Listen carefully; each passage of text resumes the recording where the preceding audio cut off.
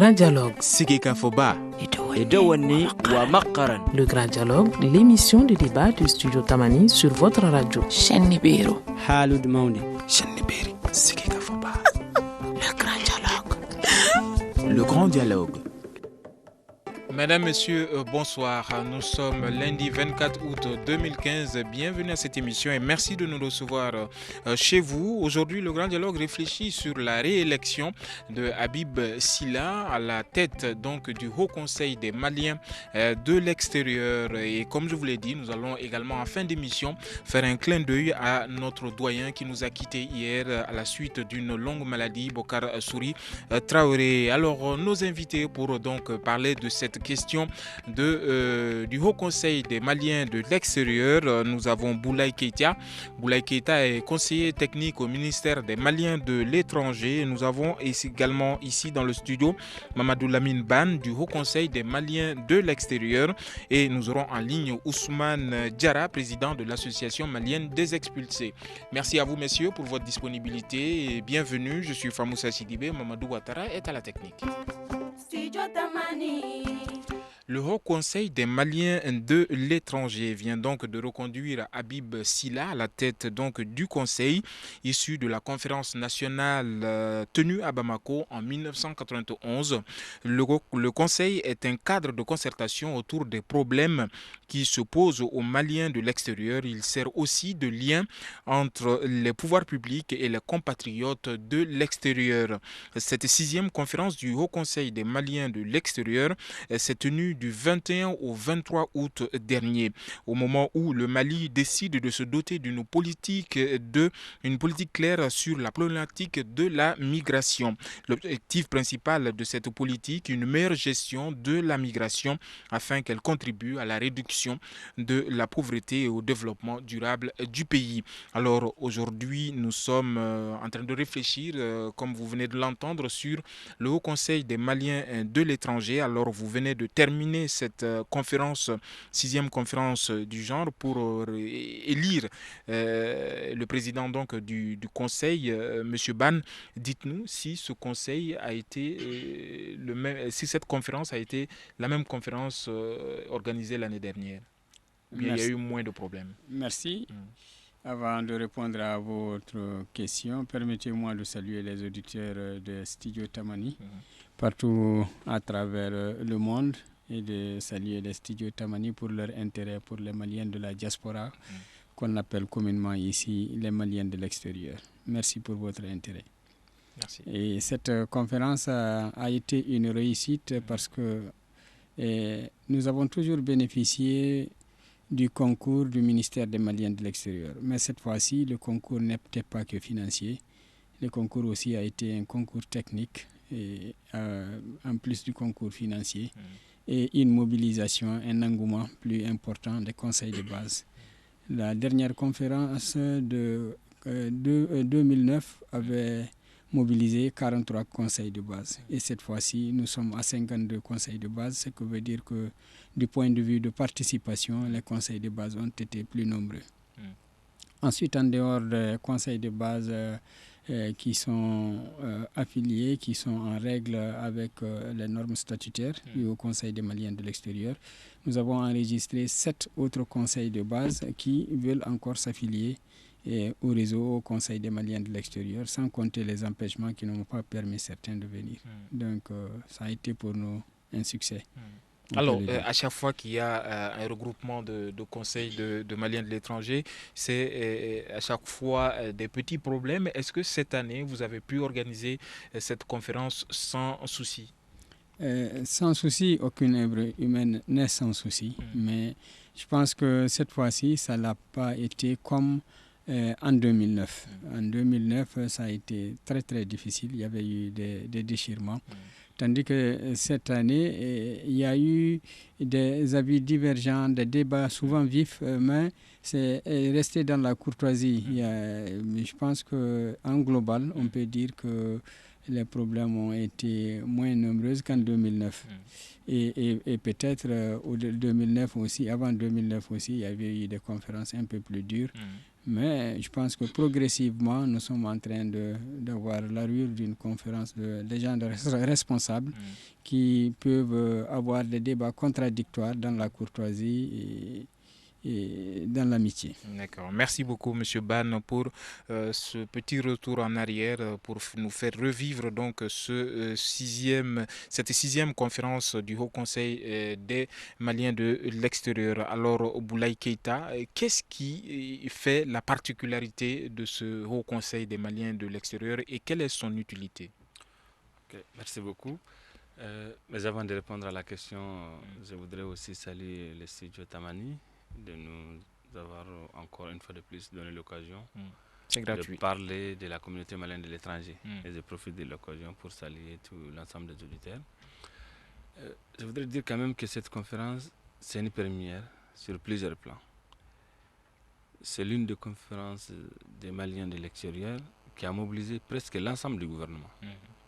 À la cérémonie d'ouverture, son Excellence, Monsieur le Premier ministre, était là et plus de 14 ministres autres étaient à ses côtés. Donc cela prouve que, plus que jamais, le gouvernement est engagé aux côtés des Maliens de la diaspora. Et d'autre part, c'est un acte de reconnaissance de la nation envers les Maliens qui vivent à l'étranger, compte tenu de l'apport que ces derniers apportent au pays. Et la mobilisation a été totale. C'est pourquoi, depuis l'annonce de cette rencontre, le gouvernement s'est engagé à financer l'intégralité de cet événement. Et sur tous les plans, ça a été une réussite.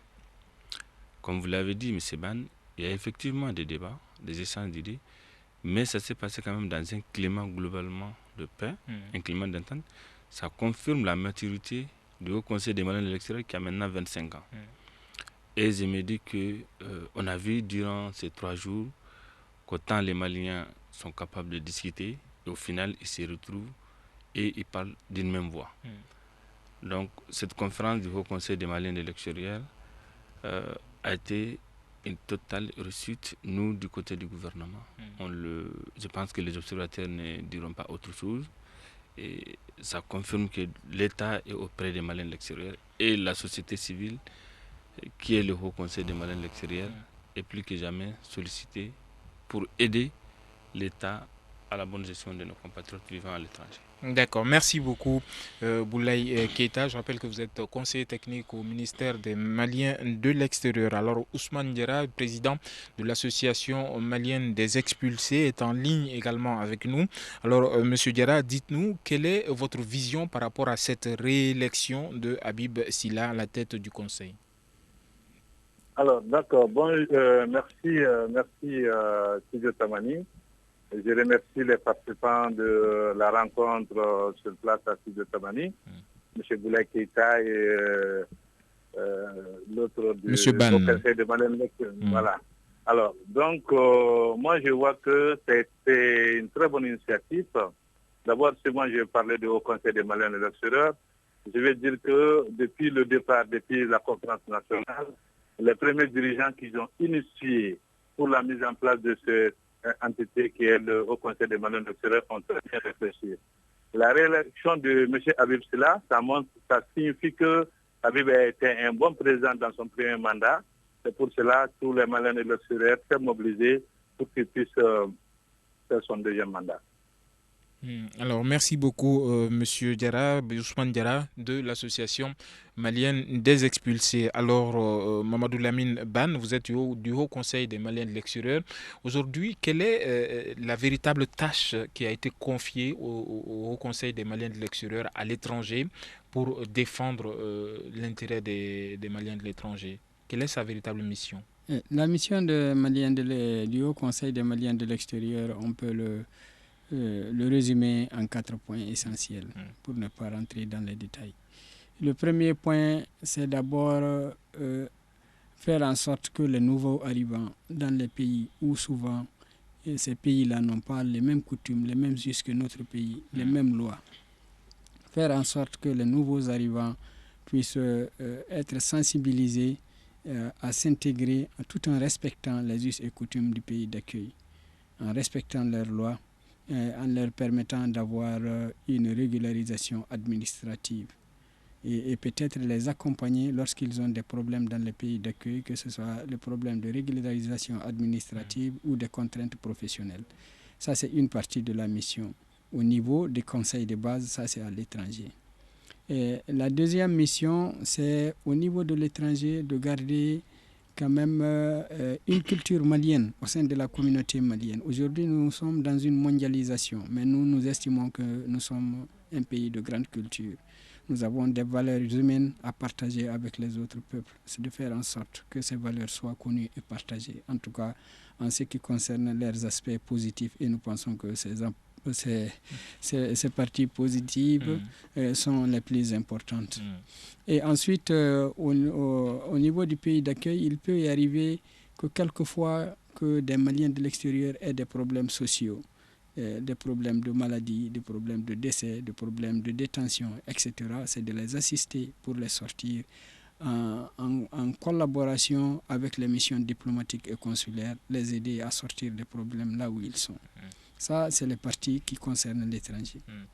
Tandis qu'au Mali, ici, le Haut Conseil en tant que tel, c'est-à-dire l'autre, les conseils de base, c'est le démembrement à l'étranger. Ici, au Mali, le Haut Conseil qui fédère 64 conseils de base tente de faire le relais. Sont-ils tous présents à Bamako? Malheureusement, ils ne sont pas tous présents. Nous avons enregistré la présence de 52 conseils affiliés et de 7 observateurs, ce qui veut dire que nous sommes à 59 à peu près conseils de base et quelques 6 autres qui ne sont pas arrivés. Alors pour mieux comprendre la structure, est-ce que le président lui-même réside au Mali? Non, nos statuts ne le permettent pas. Un président du Haut Conseil, par définition, un Malien de l'extérieur, c'est celui qui est à l'extérieur. Et parce que dans nos statuts et règlements intérieurs, lorsqu'on dépasse 2 ans de présence continue au Mali ici, on cesse de facto. À la lumière de nos statuts, je veux bien dire, on cesse d'être Malien de l'extérieur. C'est pourquoi le président du Haut Conseil est toujours résident dans un des conseils de base, c'est-à-dire dans un pays à l'étranger. Il ne peut pas résider au Mali ici. D'accord. Alors, est-ce que vous pouvez nous dire qui gère alors le Haut Conseil des Maliens de l'extérieur ici au Mali? Ici au Mali, le Haut Conseil est géré à travers, d'une manière permanente, à travers un secrétariat permanent.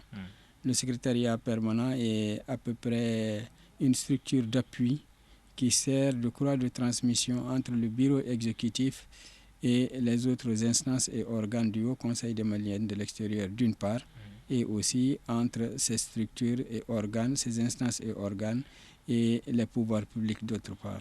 Donc ce sont ces structures-là qui gèrent ici, à Bamako, le Haut Conseil.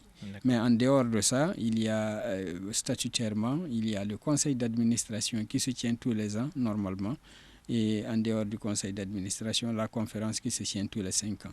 D'accord. Merci beaucoup, Monsieur Ban, Mamadou Lamine Ban, du Haut Conseil des Maliens de l'extérieur. Alors, Boulaye Keïta, vous êtes du ministère des Maliens de l'extérieur. Dites-nous, est-ce qu'il y a conflit d'intérêts dans les actions que mène le Haut Conseil des Maliens de l'extérieur et les services diplomatiques accrédités dans ces pays d'accueil? Non, je ne pense pas. Si je parle par exemple des consuls généraux et des missions consulaires, ils sont aussi chargés de la protection et de la sécurisation des Maliens de l'extérieur. Et le Haut Conseil des Maliens de l'extérieur aide à favoriser, à étendre cette protection. Alors quel est ce degré de collaboration entre les deux entités? Bon, c'est que là, c'est une structure étatique qui est censée représenter l'État sur tous les plans. Et d'autre part, on a une structure à caractère associatif. Donc, voilà, dans l'humanitaire joue un rôle important. Et le rôle aussi de l'État, c'est de protéger le Malien de l'extérieur partout où il est, et quelle qu'en soit la raison, même s'il y a une infraction. Et l'État, par le biais de la diplomatie, intervient aussi auprès de nos compatriotes pour faciliter, sans compter les démarches administratives liées aux documents de voyage et autres. Et de résidence. Et de résidence. Je pense que c'est un rôle plutôt complémentaire que le Haut Conseil et l'État essayent d'aller ensemble pour aider nos compatriotes vivant à l'étranger. Et ça fonctionne bien. Et je pense que c'est la raison encore pour laquelle aujourd'hui le lien entre le Haut Conseil et l'État, c'est un lien très très fort. L'État reconnaît les efforts du Haut Conseil et de l'autre part, Le Haut Conseil aussi est reconnaissant de l'attention portée à leur égard. D'accord. Alors nous allons observer une courte pause et je vais vous donner la parole pour la suite. Vous écoutez Studio Tamani, votre avis nous intéresse. Écrivez vos commentaires et suggestions sur la page Facebook et dialoguez avec nous. Studio Tamani, c'est aussi les réseaux sociaux. Studio Tamani, c'est notre site web, notre page Facebook et notre compte Twitter. Alors, le Grand Dialogue réfléchit aujourd'hui sur la 6e conférence du Haut Conseil des Maliens de l'extérieur qui a vu Habib Silla rester donc à la tête du Haut Conseil des Maliens de l'étranger. Alors, nous sommes donc à la deuxième partie de cette émission. Nous réfléchissons sur ce sujet et tout à l'heure, Mamadou Lamine Ban du Haut Conseil des Maliens de l'extérieur voulait ajouter quelque chose à ce que venait de dire Boulaye Keïta. Allez-y, M. Ban. C'est tout à fait exact de dire que c'est une complémentarité. C'est une complémentarité. Les missions diplomatiques et consulaires à l'étranger ont mission de donner aux Maliens de l'extérieur ce qu'on appelle la protection consulaire ou la protection diplomatique dans le cadre des accords internationaux. On sait que les États, ils ont quand même des canaux de fonctionnement, des règles de fonctionnement qui sont tout à fait un peu différents de celui des associations. Les associations, quant à elles, elles sont immergées dans la population, elles vivent dans la population locale. Donc ils peuvent profiter de ce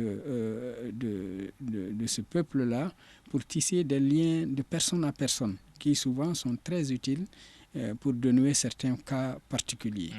Donc ça, c'est une complémentarité à ce niveau. L'autre complémentarité, je veux dire d'effectif aussi, est que le Haut Conseil des Maliens de l'extérieur, à travers non seulement les conseils de base, mais les associations à un degré inférieur, sont plus présents territorialement que la carte diplomatique du Mali. Notre carte diplomatique, aujourd'hui, compte tenu de nos moyens, peut-être le gouvernement pense à l'étendre, est très limitée. C'est-à-dire qu'il n'a pas aussi une présence étendue que le Haut Conseil. Le Haut Conseil est présent déjà dans 65 pays, mais au-delà des pays, même dans les plus petites agglomérations, ils sont présents. Tandis que le plus souvent, les missions diplomatiques et consulaires, lorsqu'elles existent, elles sont dans les grandes capitales ou bien dans les villes importantes. Donc c'est cette complémentarité de relais qui fait que ça fonctionne et que ça doit fonctionner. D'accord. Merci beaucoup, M. Ban, pour ces précisions. Alors, je me tourne vers Ousmane Diarra du Haut Conseil, de l'association des Maliens, des expulsés maliens. Alors, M. Diarra, dites-nous si, à votre niveau, vous vous sentez faisant partie de ce Haut Conseil des Maliens de l'extérieur. Est-ce que les compatriotes qui sont à l'étranger disent du bien du Haut Conseil des Maliens de l'extérieur? Non, pas du tout, pas du tout. Il faut que je dise la vérité.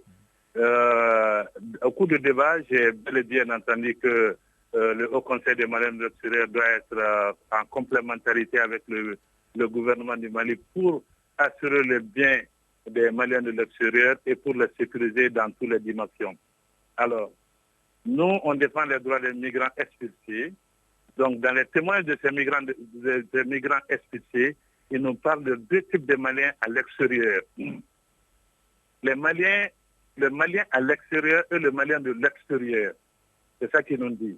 Un Malien à l'extérieur, c'est quelqu'un peut-être qui sont bien établis dans un pays d'accueil, sont des milliardaires maliens, ils sont adhérés à l'association du Haut Conseil des Maliens de l'extérieur, ils ont des cartes du Haut Conseil des Maliens de l'extérieur. Ce sont ces groupes de personnes que le Haut Conseil des Maliens de l'extérieur s'occupe. Mais ceux qui n'ont pas eu la chance d'avoir même les cartes de séjour, ni avoir quelques sous pour être militants du Haut Conseil des Maliens de l'extérieur, il nous a toujours dit qu'ils n'ont pas vu le secours du Haut Conseil des Maliens de l'extérieur lorsqu'ils sont dans les difficultés. Est-ce que vous-même, vous en avez bénéficié? Moi, pas du tout. Moi, je peux pas dire, je n'ai pas bénéficié. Lorsque j'étais dans le pays d'accueil, je n'ai pas bénéficié. Lorsque je suis expulsé, je suis arrivé, l'endroit que j'étais accueilli, c'était au Haut Conseil des Maliens de l'extérieur. En ce moment... C'est une forme de bénéfice. Si vous avez été accueilli au Haut Conseil des Maliens de l'extérieur, ici... Non, attends. C'est que vous avez bénéficié des services. Je venais au Haut Conseil des Maliens de l'extérieur, je vais dire. je venais au Haut Conseil des Maliens de l'extérieur tous les jours. Alors, le débat, je sais il faut que les débats soient comme ça, il faut avoir des débats contradictoires, il faut que les choses soient claires. Je ne suis pas contre le Haut Conseil, je l'aime beaucoup, je connais tout le monde du Haut Conseil, je l'aime beaucoup, j'aime le ministère, tout le monde, mais il faut très souvent qu'on rentre dans un débat contradictoire. Et ce débat contradictoire peut être un débat fructueux qui peut bénéficier, qui peut donner beaucoup d'argumentation à des auditeurs. D'accord, merci. Voilà, merci beaucoup, M. Diarra. Merci beaucoup. Nous allons permettre au Haut Conseil des Maliens de l'extérieur de réagir, mais également le ministère qui veut réagir. Alors, M. Ban, alors, il y a, au-delà de ce que vient de dire M. Diarra, il y a beaucoup d'expulsions dans les pays, même africains ici. On parle du Gabon, de l'Angola et également d'autres pays africains. Est-ce que le Haut Conseil des Maliens de l'extérieur a un quelconque rôle à jouer pour ne serait-ce que diminuer ces taux d'expulsion? Merci beaucoup. Avant de répondre à cette question, je voudrais d'abord rebondir pour dire qu'il y a un cliché quand même qu'il faut lever, parce que ça, ce n'est pas seulement la vision de M. Diarra. La plupart des Maliens pensent que les Maliens de l'extérieur, c'est des gens riches et c'est des gens nantis. Non, les Maliens de l'extérieur sont divers, comme les Maliens du Mali. Donc il y a plusieurs types de Maliens à l'étranger. Il y a plusieurs types de Maliens à l'étranger. Il y a des gens, nous nous en félicitons, qui ont eu une réussite soit financière, soit une réussite technique, qui le mettent à la disposition de leur famille et de leur pays. Nous nous en félicitons. En dehors de cela, il y a aussi une part importante des Maliens de l'extérieur qui sont partis, qui ont trimé et qui ont fait leur sueur, quelques-uns qui ont eu un peu et d'autres qui n'en ont jamais eu quelque chose. Ça, ils sont encore nombreux. Mais le Haut Conseil des Maliens de l'extérieur, c'est l'ensemble de toutes ces personnes. Moi, je n'ai pas été milliardaire. Je suis membre du Haut Conseil des Maliens de l'extérieur. Membre fondateur d'ailleurs. Il a parlé de 91. J'ai été le délégué du Congo en 1991. Je suis venu ici à la conférence nationale avec le projet de la création d'une organisation fédérative des Maliens de l'extérieur. À l'époque, je n'avais pas 1 million en poche. Ce qui veut dire que ce n'est pas une organisation de nantis. C'est une organisation des Maliens qui se fédèrent pour l'amour de leur pays et pour lutter ensemble pour la défense de leurs droits et intérêts. D'accord. Voilà. Merci beaucoup, M. Ban. Alors, le ministère également représenté ici par Boulaye Keïta, conseiller technique, veut réagir par rapport aux propos de M. Diarra. Allez-y. Bon, en fait, ce que je voudrais dire à Ousmane, mon cher ami, c'est-à-dire que si, par exemple, on prend le cas des expulsions, si les gens sont en situation irrégulière dans un pays, vraiment les pouvoirs du Haut Conseil des Maliens de l'extérieur et souvent même de l'État sont limités. Et c'est une réalité qu'il faut comprendre. Un pays décide d'expulser quelqu'un, c'est vrai, la diplomatie peut faire son travail, l'humanitaire aussi. Mais le dernier mot revient au pays qui décide au pays d'accueil. Moi, je voudrais quand même dire que les Maliens viennent d'arriver du Gabon et il n'y a pas longtemps. Et depuis le Nigeria, c'est le Haut Conseil quand même qui a facilité avec l'État le rapatriement de ses compatriotes. Et c'est un acte majeur et qu'il faut profiter de votre micro pour s'allier. Je sais qu'il y a des problèmes et voilà, on dira pareil de l'État, comme les gens le diront tous les jours, l'État ne fait rien, l'État ne fait rien. Mais en une année, il y a au moins 1000 Maliens de tous les parts qui ont été expulsés. Et dans tous les cas, le Haut Conseil a participé, à côté de l'État, à faciliter le rapatriement de ses compatriotes. Je pense que les défis sont vraiment nombreux et majeurs, mais ensemble, la main de la main, on peut aller plus loin.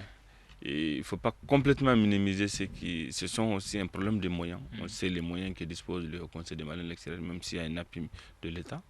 Et je pense que c'est ensemble les associations de la société civile à partir du Mali ici et ceux qui sont à l'étranger, plus l'État, qu'on peut aller beaucoup plus loin encore. D'accord. Alors, Monsieur Diarra, Ousmane Diarra, de l'association malienne des expulsés, est-ce que vous comprenez ces contraintes que l'État malien et le Haut Conseil des Maliens de l'extérieur ont aujourd'hui dans ces pays d'accueil? Est-ce que vous comprenez leur degré de compétence qui est minime par rapport à la souveraineté des pays d'accueil? Alors, je peux comprendre s'il y a quand même... le Haut Conseil des Maliens de l'extérieur fait beaucoup de plaidoyer, beaucoup de sensibilisation sur ce sens-là. Les gens peuvent comprendre. Mais ce n'est pas ce que moi je dis, ce n'est pas à moi c'est l'idée des Maliens de l'extérieur, surtout les Maliens insultés. Vous vient de dire la facilitation, c'est-à-dire le lien entre le ministère et le Haut Conseil pour le rapatriement des Maliens qui sont venus au Gabon. C'est très normal parce que au Gabon, le président du Haut Conseil des Maliens de l'extérieur vit au Gabon, M. Abdoulaye. Mais pas seulement le Gabon, on a des hauts conseils partout en Afrique, en Europe et en Asie. Donc, globalement, ce que les gens nous disent comme témoignage, c'est ça que j'ai répété. Mais cela ne dit pas que je suis contre ni le Haut Conseil ni le ministère. Et le Haut Conseil et le ministère sont mes amis. On travaille ensemble, on partage des idées, mais il faut que je fasse sortir des idéologies, des idées des autres Maliens qui viennent dans les conditions difficiles pour que les gens du Haut Conseil puissent donner des informations claires à ceux qui ne comprennent pas. Moi, personnellement, je peux comprendre. Si c'est moi, je comprends, je connais les difficultés, je connais tout le travail qu'ils sont en train de le faire, mais ça s'arrête à moi. Mais il faut informer les autres pour qu'ils puissent comprendre. Voilà un peu. D'accord. Merci beaucoup, M. Diarra. Alors, une question au Conseil des Maliens de l'extérieur. Est-ce que, une question quand même fondamentale, est-ce que vous avez les moyens de votre politique? Les moyens de notre politique, je pense que c'est une lutte permanente. C'est une lutte permanente. Notre moyen le plus important, c'est l'engagement. Et l'engagement, il fait qu'aujourd'hui, il y a des gens qui donnent leur temps. Il y a d'autres qui donnent leur temps et leur argent. Il y a d'autres qui donnent leur intelligence. Je pense que c'est en fédérant tout ça qu'on peut réunir les moyens. Mais nous n'avons pas assez de moyens. Nous n'avons pas assez de moyens. Et d'ailleurs, ça me permet de rebondir sur la question des expulsions. Parce que les expulsions, comme il l'a dit, c'est d'abord la souveraineté des États. Mais si, pour ne prendre qu'un cas, celui du Gabon, dont il vient de parler, c'est vrai que le président a régularisé plus de 2350 Maliens. Il a, par ses propres efforts et par ses rapports. Quand vous dites président, vous parlez du président du Haut Conseil des Maliens de l'extérieur, Habib Silla. Mais, combien vous dites 2350. Régularisés. Voilà. Mais ceux qui n'ont pas pu être régularisés, pour quelles raisons ils n'ont pas pu être régularisés? Tous ceux qui avaient un cachet d'entrée à la frontière, que ce soit depuis 10 ans, que ce soit depuis 15 ans, ceux-là ont été régularisés. Les seules personnes qui ont été reconduites à la frontière, c'est ceux qui n'avaient aucun document pour prouver qu'ils sont passés légalement devant une frontière. Voilà, il faut faire la sensibilisation pour dire à nos compatriotes. Est-ce que vous le faites assez? Si on le fait avec nos moyens. Mais nous pensons qu'avec le studio Tamani, ça c'est une excellente idée. Et surtout avant d'arriver ici, j'ai appris que vous êtes sur Internet. Nous sommes sur Internet, nous sommes diffusés également en direct sur bientôt une soixantaine de radios. Pour l'instant, c'est 55 radios. C'est une excellente chose. Moi, je pense que les Maliens sont davantage des gens qui ont une culture de l'oralité.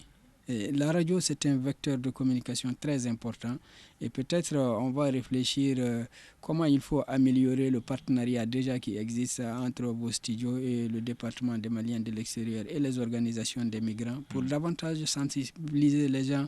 Comment est-ce qu'il faut se régulariser? Souvent, ce n'est pas difficile, c'est par méconnaissance. Les gens, ils ne sont pas en situation irrégulière par plaisir.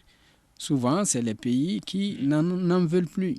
Vous pouvez avoir vos carte de séjour et un bon matin, une autre loi est prise qui vous met directement pour durcir davantage les conditions et vous mettre dans une situation d'irrégularité. Voilà donc, il faut se battre, il faut réunir les moyens. Et les moyens, ça doit venir d'abord de nous-mêmes, les Maliens de l'extérieur. Il ne faut pas dire que seulement qu'on va attendre tout de l'État, ce n'est pas responsable de notre part. C'est une organisation associative. Une organisation associative, elle doit compter sur ses propres moyens.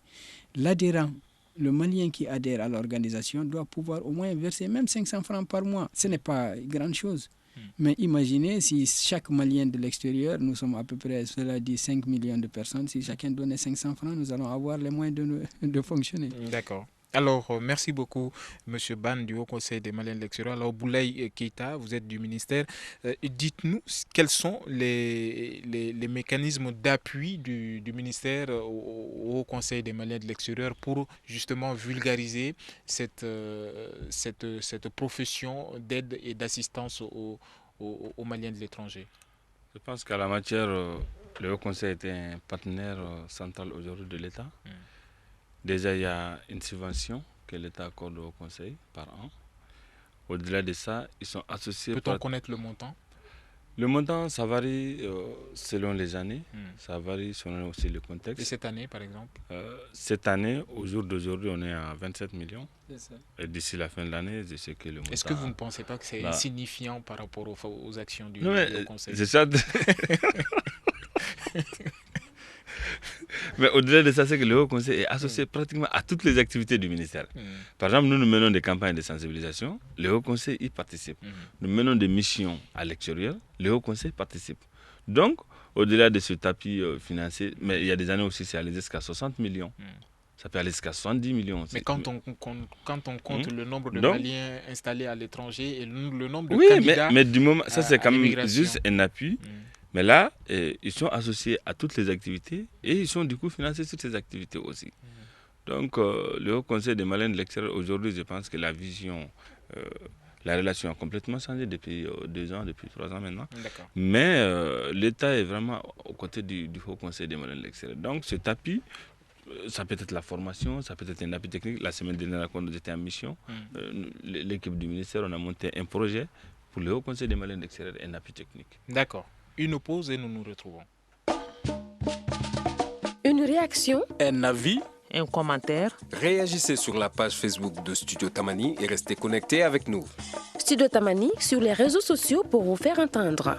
Studio Tamani réfléchit aujourd'hui sur la question du Haut Conseil des Maliens de l'extérieur, l'utilité et les moyens donc de sa politique. Alors nous avons parcouru ces questions-là de fond en comble. Aujourd'hui, la question qui persiste, c'est cette question de la migration. Le Mali s'est doté d'une politique donc pour gérer cette question, cette problématique de la migration. Aujourd'hui, les regards sont fixés sur l'Europe, mais il n'y a pas que l'Europe donc qui accueille des Maliens partant donc à l'exil, mais il y a aussi les pays africains et aujourd'hui nous voyons également ces pays africains qui expulsent des Maliens. Vous êtes de l'association des Maliens des Maliens expulsés donc de l'étranger, Monsieur Diarra.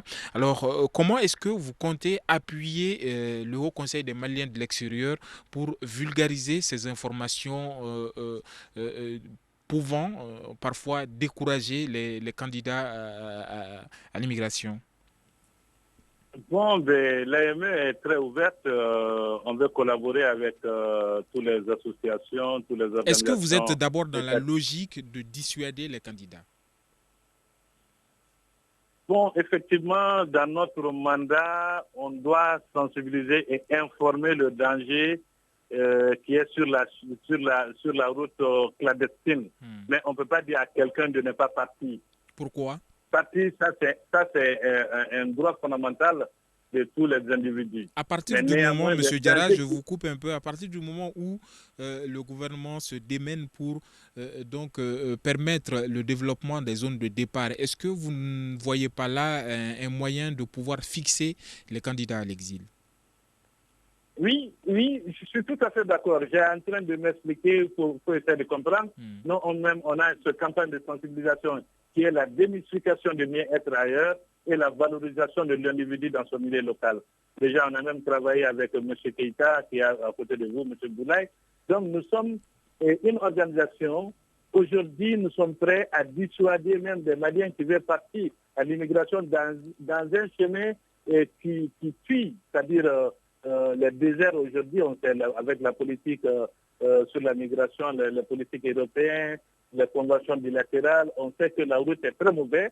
Donc, c'est à nous maintenant de dire à nos compatriotes de ne pas partir, surtout en partant sur le chemin clandestin. Nous sommes tout à fait d'accord avec le Haut Conseil, avec le ministère, avec d'autres organisations. On peut essayer de mener des campagnes de sensibilisation et nous sommes partants. Merci beaucoup, M. Diarra. Alors, je l'ai dit à l'entame de cette émission, M. Ban, vous êtes du Haut Conseil des Maliens de l'extérieur. Cette sixième conférence intervient au moment où le Mali s'est doté d'une politique de gestion donc, de la migration. Aujourd'hui, quelle est votre idée sur cette question de la migration de façon générale au Haut Conseil? Non, je pense que l'adoption de la PONAM, comme on le dit par son anagramme, la politique nationale de migration, est une très bonne chose. Le Haut Conseil des Maliens de l'extérieur a été un élément de participation dès le début.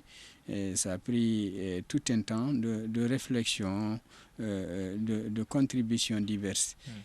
Nous sommes arrivés au lancement après l'adoption de la politique. Je pense qu'il faut féliciter tout le gouvernement malien et surtout le ministre Abdrahman Silla, puisque c'est sous lui que cette politique a abouti. C'était un vœu depuis la conférence nationale. C'est comme les politiques nationales au niveau de l'agriculture et d'autres secteurs. Donc ça prend en compte l'ensemble des défis en ce qui concerne la protection, la promotion et la réintégration. Il y a un volet important aussi qui est la sensibilisation pour lutter contre l'immigration clandestine. L'immigration clandestine n'est pas un fait du hasard. Il est dû à deux choses. La première chose, le déficit de développement au niveau des localités de base. Ça, c'est une réalité. Aujourd'hui, les zones de départ généralement situées dans le Sahel occidental sont des zones défavorisées climatiquement et économiquement. En dehors de ça, en dehors de ces deux faveurs, il y a la fermeture politique des frontières des pays qui font utiliser, comment dirais-je, l'immigration comme un niveau politique d'accéder au pouvoir. Tandis que la mobilité, elle profite à tout le monde. Que ce soit les pays du Nord ou bien les pays du Sud, l'immigration est bénéfique. C'est connu. Les statistiques mondiales sont là. Le monde est un monde universel, interconnectés. Les gens ont besoin des uns des autres. Il s'agit au niveau international, de plus haut niveau, de prendre le courage pour prendre des mesures, de parler de ça d'une manière sincère et de lever les problèmes politiques qui sont autour de ça. D'accord. L'immigration, permettez-moi de dire que l'immigration organisée est tout à fait possible. Les pays du Nord ont besoin d'une main-d'œuvre que nous avons. Qu'elle soit une main-d'œuvre qualifiée ou non qualifiée, elle existe dans les pays du Sud. Eux, ils ont besoin d'une main-d'œuvre. Il s'agit de s'asseoir, de trouver ensemble les mécanismes pour les gens qui partent pour le travail saisonnier, qui reviennent ici au Mali et qui vont améliorer leur rendement économique. Voilà. Merci beaucoup, Mamadou Lamine Ban. Alors, Boulaye Keïta, cette politique, c'est la vôtre, comme l'a nommé M. Ban, PONAM, politique nationale de migration. Mais juste avant de vous donner la parole, je vais faire réagir M. Diarra. Ousmane Diarra, vous êtes de l'Association malienne des expulsés. Est-ce que vous vous reconnaissez en cette politique? La politique nationale sur la migration au Mali. Oui. Ben, on a participé à l'élaboration des documents depuis le départ. Est-ce que le contenu vous convient? Voilà, ça nous convient très bien et surtout tous les aspects sont pris en compte. En quoi est-ce que vous êtes concerné par cette politique? Alors, nous, ça va d'abord nous montrer les vraies dynamiques de l'État malien sur la gestion de la migration. Ça, c'est un. De deux, les migrants expulsés n'étaient pas considérés auparavant en Afrique. Donc, et aujourd'hui, dans la politique nationale sur la migration, on voit l'aide d'urgence, l'accompagnement des migrants dans toutes les dimensions, dans tous les retours, migrants retours forcés ou volontaires. Donc, quand même, le document a été très bien élaboré. On a pris des années et des années pour pouvoir terminer le document. Donc, je pense que toutes les associations et tous les Maliens ont participé. Donc, nous sommes vraiment fiers de la politique-là. D'accord. Merci beaucoup, M. Diarra. Alors, Boulaye Keïta, vous êtes du Haut Conseil des Maliens de l'extérieur, du ministère, des Maliens de l'extérieur. Vous avez la parole pour donc nous parler de cette politique nationale de la migration. Donc, la politique nationale de la migration, je pense que Ban a dit quelques éléments là-dessus. Il y a des volets essentiels, c'est-à-dire protéger les Maliens de l'extérieur, favoriser les conditions d'investissement au Mali. Je l'ai dit quelque part, 430 milliards de francs CFA en 2012, les Maliens de l'extérieur ont transféré. Mais on se rend compte que 70% de ces fonds est dédié à la prise en charge des familles restées. Et à peine 5% sont investis. Avec la politique nationale, l'ambition, c'est de renverser la tendance, d'orienter les transferts des fonds vers des secteurs productifs capables de créer des emplois et puis des revenus supplémentaires. ce qui peut être une alternative crédible à la migration irrégulière. Et d'autre part, c'est de trouver les moyens et de développer les localités de départ. Je suis tout à fait d'accord avec M. Ban qui a un déficit de développement. Mais personnellement, j'analyse les questions migratoires il y a de cela une dizaine d'années et j'ai lu beaucoup là-dessus. Et on se rend compte que ce ne sont pas les plus pauvres qui migrent. C'est plutôt des gens qui ont les moyens, qui ont des ressources sociales, qui ont des réseaux. Qui ont une vie quelque peu aisée. Justement. Vous imaginez quelqu'un qui a la recherche d'un visa pour la France. Au jour d'aujourd'hui, les réseaux de passeurs sont là. Il peut mettre 5 millions, 6 millions. Mais est-ce que si on a 5 millions ou 6 millions au Mali, est-ce qu'on est pauvre? Moi, je m'interroge sur cette question. Maintenant, je pense que c'est de prendre conscience que nos territoires aussi vous avez 20 secondes pour conclure. regorgent des ressources et d'investir. Et nous appelons vraiment le Haut Conseil à nous aider à sensibiliser les compatriotes de la diaspora, à aller vers l'investissement dans les villages d'origine pour faire occuper les jeunes. On ne peut plus s'inscrire dans cette logique de migration irrégulière qui conduit à l'impasse. 300 jeunes en un an, vraiment c'est trop pour notre pays. Merci beaucoup Boulaye Keïta pour avoir synthétisé cette question donc, de la migration. Je vous le disais en début d'émission, nous allons prendre quelques minutes pour rendre hommage à notre doyen, au doyen du staff Tamani, Bokari Souri Traoré, qui nous a quittés hier à la suite d'une longue maladie. Alors, cet hommage pour donc notre doyen.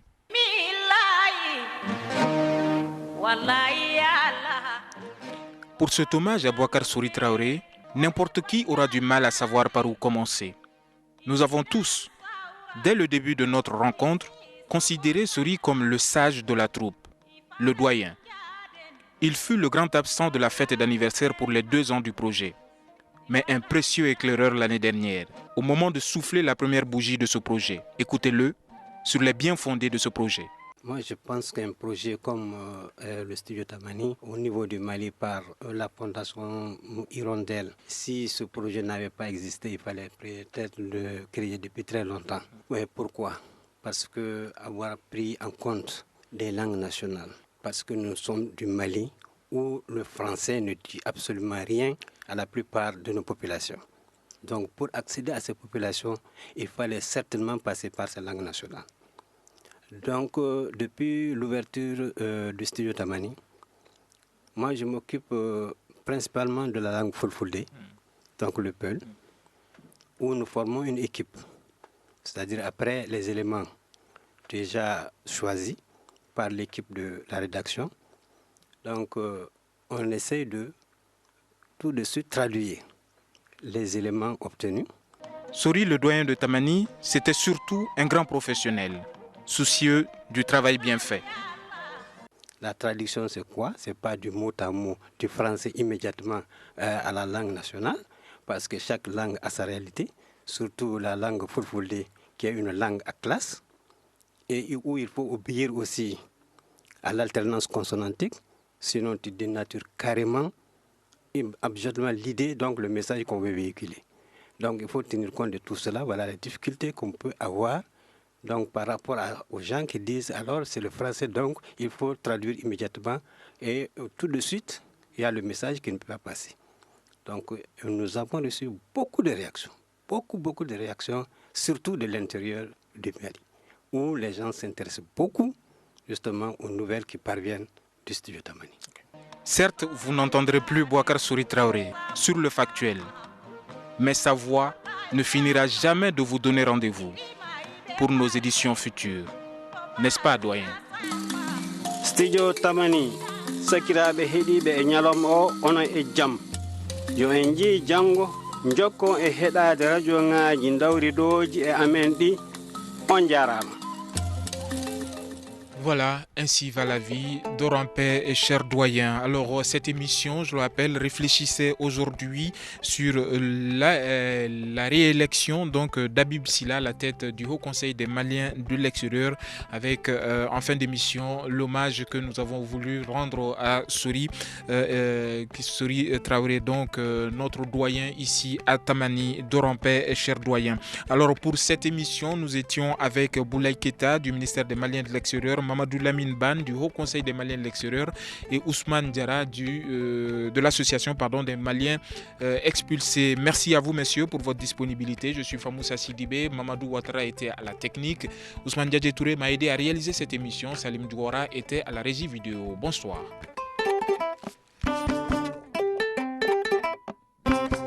Le Grand Dialogue. Sigeka Foba. Le Grand Dialogue, l'émission de débat du Studio Tamani sur votre radio. Shenibiro. Halud Mauni. Shenibiri. Sigeka Foba. Le Grand Dialogue. Le Grand Dialogue.